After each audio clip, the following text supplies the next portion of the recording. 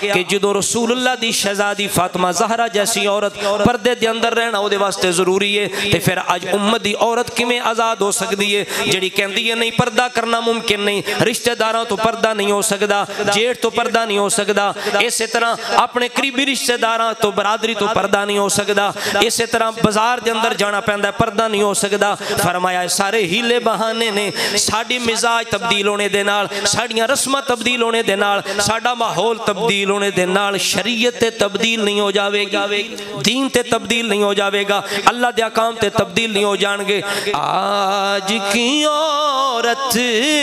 ہو پردے سے مبرہ کس طرح، آج کی عورت ہو پردے سے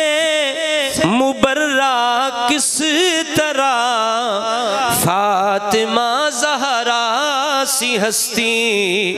بھی اگر پردے میں ہے، فاطمہ زہراء سی ہستی بھی اگر